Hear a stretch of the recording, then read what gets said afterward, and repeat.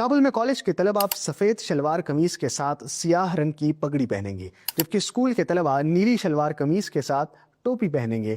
ناظرین کرام، یہ افغانستان کی موجودہ حکومت نے اسکولز اور کالجز کے طلباء کے لیے نیا ڈریس کوڈ متعارف کرایا ہے، بلکہ اس پر سختی سے عمل درآمد کا سلسلہ بھی شروع کر دیا گیا ہے۔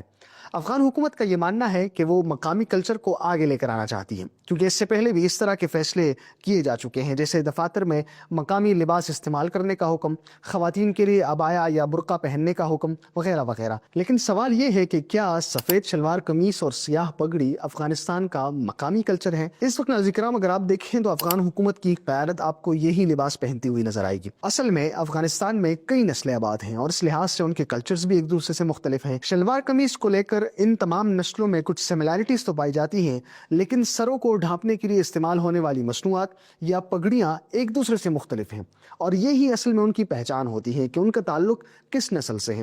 جیسے ازبک ٹوپی جو افغانستان کے شمالی علاقوں میں مثلاً مزار شریف، فاریاب اور جوزجان سے تعلق رکھنے والے افغان باشندے پہنتے ہیں۔ اسی طرح سے قندہاری ٹوپی ہیں جو جنوبی قندہار کے نوجوان عمومی طور پر پہنتے ہیں۔ اسی طرح سے ان میں ایک پکول بھی ہے جو افغانستان کے تاجک نسل سے تعلق رکھنے والے باشندے پہنتے ہیں۔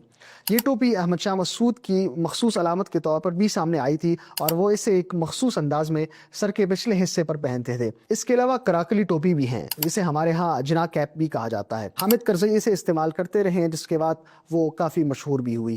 ناظرین کرام اب آتے ہیں سیاہ پگڑی کی طرف۔ پشتون نسل کے افراد اور ان کے کئی قبائل افغانستان کی آبادی میں سب سے بڑی نسلی برادری ہیں۔ افغان حکومت کی اکثریت کا تعلق بھی پشتون نسل سے ہی ہے۔ پشتون قبائل ہی عموماً سیاہ پگڑی پہنتے ہیں جسے ایک ٹوپی کے ارد گرد باندھ کر اس کا ایک سرا کندھے پر کھلا چھوڑ دیا جاتا ہے، اور اسے ہی اس وقت کابل میں کالجز کے طلباء کے لیے لازم قرار دیا گیا ہے۔